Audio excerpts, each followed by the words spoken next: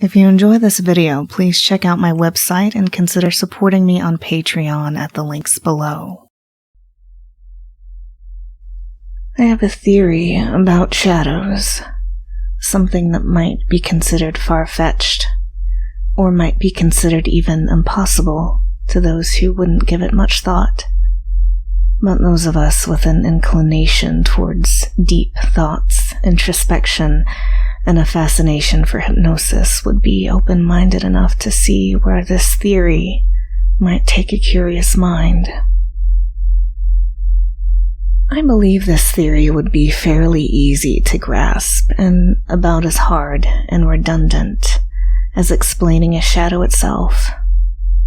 Shadows are a natural part of us, interconnected, never far away, even when we feel far away from ourselves, when in fact we're really not. Some have argued that our shadows are different forms of ourselves, alternate machinations that represent repressed, hidden, or unseen parts of ourselves. I would argue similarly, except that these shadow selves we possess should not be repressed, should not be shied away from or thought of negatively. Occasionally, it should dawn upon us about our shadows, like the light of dawn hitting our bodies, creating a shadow, a reflection of a past dusk filled with sleep. I look at shadows, our shadow selves, like the subconscious self, comparable to our conscious selves being the one that casts the shadow. To deny your shadow is to deny a substantial, significant, and important part of yourself. To indulge and embrace your shadow is to celebrate the whole of yourself.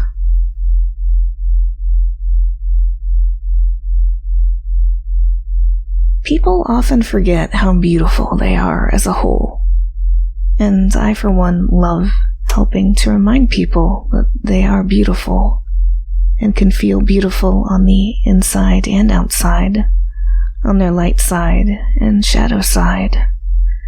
Why should one's shadow be considered any lesser when it's merely a reflection, extension, or even a pure, distilled version of one's self? Whatever move you make, your shadow makes, never faltering. When you take a deep breath, so does your shadow. And if you were to take a deep breath in through your belly, holding a few seconds, and then relaxing, you would find yourself enjoying that deep breath nearly as much as your shadow would. If that breath felt good enough, as I'm sure it did, no one could blame you for taking another deep breath of the same fashion, and as many as you like after that to follow. And as you continued to breathe as you desired, would it surprise you to find out how much your shadow enjoys those breaths? Why, you might ask yourself after another deep breath. Such breathing helps us to relax and unwind, to shake away most outside influences we are constantly inundated with, and focus on ourselves. Only the elements that help us pay attention to our breathing are given any attention. Our deliberate breathing, the relaxation that follows, the sound of my voice that encourages such luxurious breaths. Will you wonder why your shadow loves them more? Have you noticed how focused you are on yourself right now? Consciously delving deeper into yourself. You find this in meditation, in deep introspection, in a blissful hypnotic state. And in such states, you and your shadow become closer, more interlinked, more connected, until it becomes so hard to tell where you end and your shadow begins.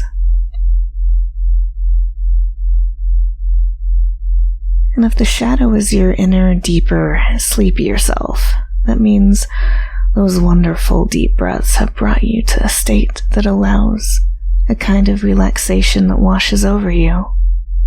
As that relaxation comes over you, you can feel yourself almost merging with your shadow self, as if the relaxation is a wave of comforting, sleepy, blissful darkness.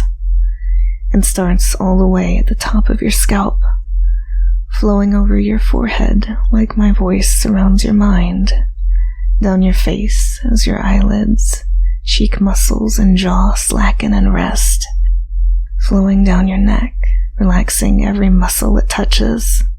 Soft, soothing, dark relaxation, coming down across your shoulders, down into your arms, of the tips of your fingers, down your chest, your back, your belly, still taking in deep, deep breaths, down your hips, your legs, your knees, and out your relaxed toes.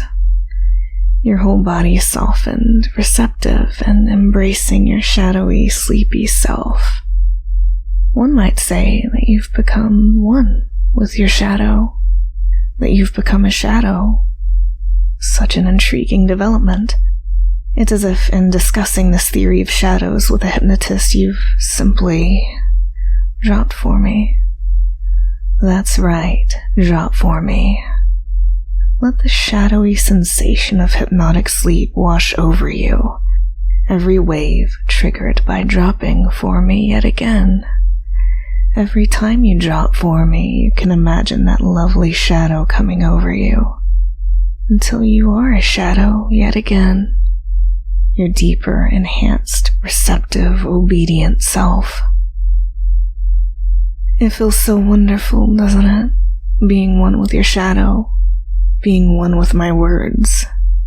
To know that both of these things take you deeper the more you think about it, the more you give into it. And when I wake you in the next few moments, I think you'll think even more highly of your shadow self, and let your shadowy thoughts slowly bring you back to that sleepy self that so loves to dream about my voice talking about shadows. So now, coming up on 3, 1, starting to come up, 2, starting to open your eyes and feel your body awake again, and 3, wide awake. Hi, so what did you think of that shadow theory? Fun little endeavor that was. So very fun. So fun. I don't think either of us wants to stop talking about it. Speaking of, have you ever done anything fun with your shadow? Little games you'd play with yourself?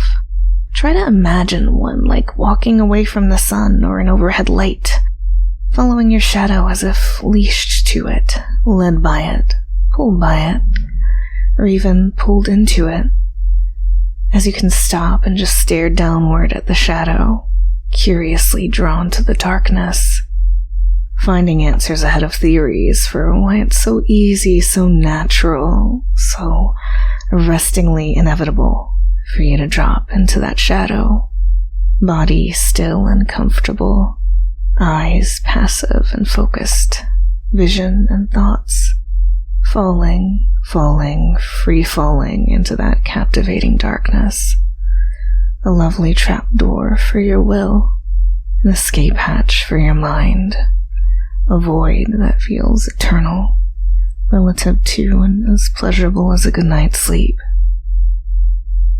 It's as if a beguiling presence came to your side, finding you drowsy and eager to sink. Mercifully, uncompromisingly, my voice gives you what you wish for when I utter drop for me. Wonderful.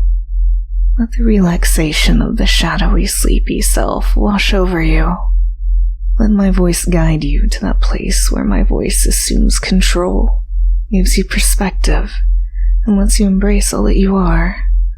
And all that you are right now is a lovely, obedient plaything, doing so well for me.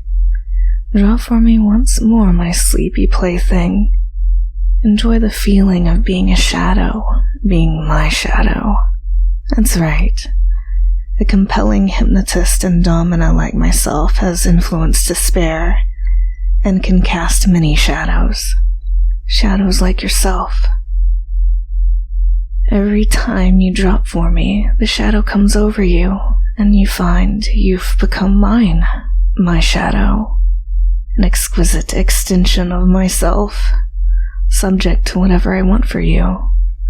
And as a domina who believes in self-care, in taking time for oneself, and allowing yourself moments like this to fully relax and let go, those beliefs extend to you and become a part of you.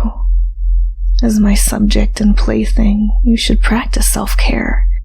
You should take that time out for yourself, and you should allow moments where your mind can relax in the hands of a voice, as your mind rests in my power until I return it to you. When I return it in a moment, you will find yourself very refreshed, happily energized, and grateful for this theoretical discussion about shadows. Only so happy to drop for me and become my shadow whenever I ask this of you in the future. But for now, coming up on the count of 5. 1, starting to come up. 2, taking a deep breath that helps consciousness rise to the light. 3, feeling the surface beneath you and a body starting to move. 4, starting to open your eyes and come into your awakening senses. And 5, wide awake. Thank you for theorizing with me.